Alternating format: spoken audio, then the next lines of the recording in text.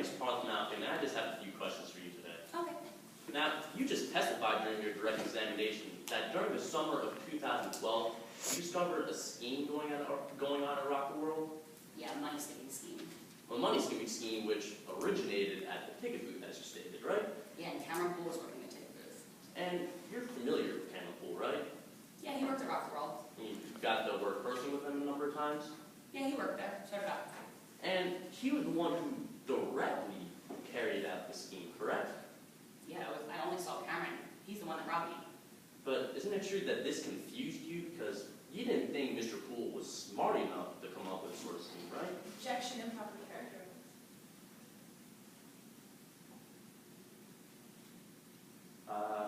Your Honor, permission to confer with co-counsel?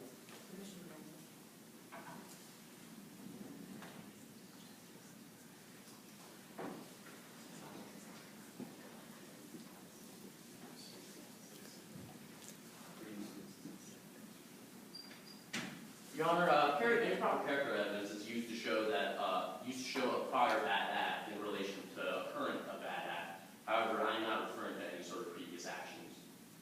Your Honor, first of all, opposing counsel did not submit any character evidence form to us prior to trial. But beyond that, improper character evidence means that they are entering evidence to show conformity therewith. They are saying that Cameron was not smart enough in the past and so would not be smart enough here to complete this crime by himself. That's improper. Your Honor, once again, I'm not referring to any sort of previous event or action to this. Your Honor, it does not need to be a prior bad act. It can be character in general, shown to prove conformity. Your Honor, I did not ask the witness to testify as to any sort of previous opinion or previous character of Mr. Poole. This does beg the question, counsel, as to the relevance of this line of questioning. Could you also address that? Yes, Your Honor. This testimony is relevant because it goes to show that Mr. Poole could not have thought of this scheme by himself and therefore acted as a co-conspirator, and specifically to Mr. Bowman. Your Honor, on that point, I would say that opposing counsel has only elicited that as Ms. Floyd's opinion of Cameron Poole, and he has not laid any foundation that Ms. Floyd knew Cameron Poole well or that she is any sort of psychologist to know his character. I've heard good arguments from both sides. I'm going to sustain it. Yes, Your Honor. Now, isn't it true that as far as you knew, Cameron Poole's only friend at Rock the World was with Bowman? Objection, relevance. Your Honor, once again, this goes to show that Mr. Bowman acted as a co-conspirator to Mr. Poole, and that Mr. Poole did not have any other. This simply goes to show that Mr. Bowman acted as a co-conspirator. May I respond? Yes, ma'am. Your Honor, establishing that Cameron Poole and Whit Bowman were friendly at the park is one thing, but opposing counsel is attempting to show that Cameron Poole had no other friends at the park, and that is simply irrelevant to today's proceedings. Your Honor, I'm simply asking as far as Ms. Floyd's knowledge. I'm going to overrule that objection. Go ahead. So, Ms. Floyd, again, as far as you knew, Mr. Poole's only friend was Ms. Bowman, right? Yeah, well, at the park, him and Will were pretty friendly. Now, Ms. Floyd, I'd like to move on to the day of the robbery, August 30th. Isn't it true that you were working the ticket booth that day? Yeah, it's a wrong booth. That's because Mr. Longstreet kicked Miss Poole out, right? Yeah. And towards the end of the day, isn't it true that Cameron Poole came back to the ticket booth Yeah, that's when he robbed me. and he pulled out a blade for this robbery, correct? Yeah, he had a knife. Held the knife in your face, right? Yeah, I was really scared that he would have a knife out. I mean, he was pointing it right at me. And while he had the knife out, you were able to notice that this knife had a blue handle on it, correct? Yeah, I mean, it had a blue handle. And isn't it true that you've seen this exact type of blue handle in Mr. Bowman's possession? Yeah, Bowman had a blue knife also. And isn't it true that just a week before the robbery occurred, you've seen Mr. Bowman with this exact knife?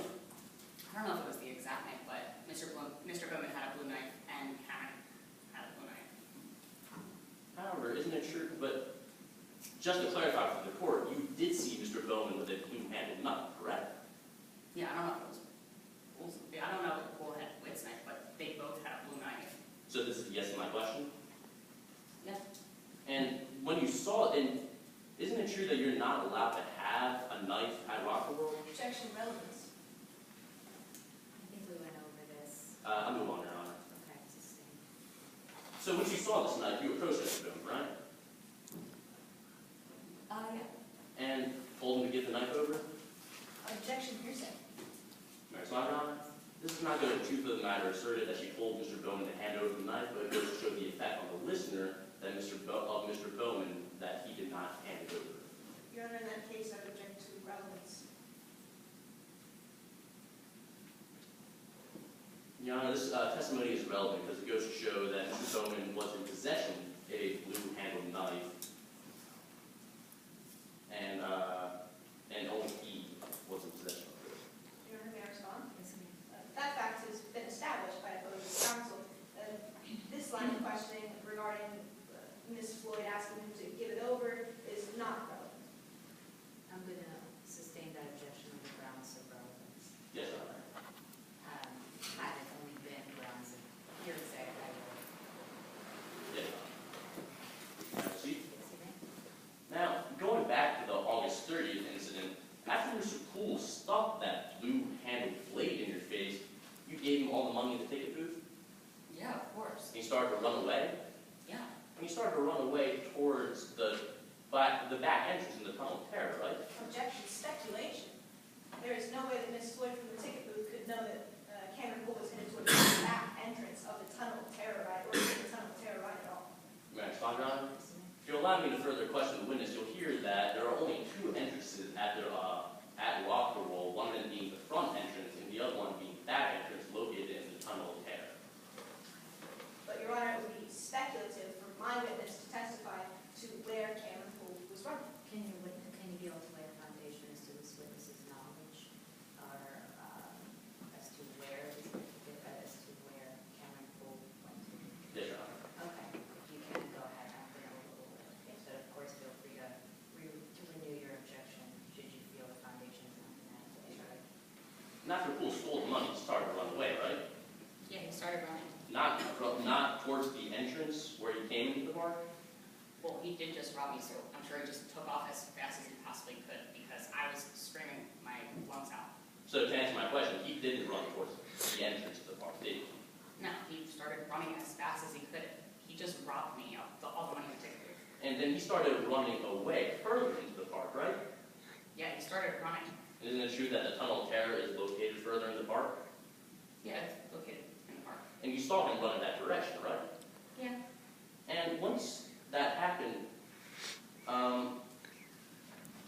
and as far as you know, there are only two entrances at the tunnel in Rockville, right? Yeah. One that being the front entrance, Yeah, one's in the front. and there's a back entrance, right?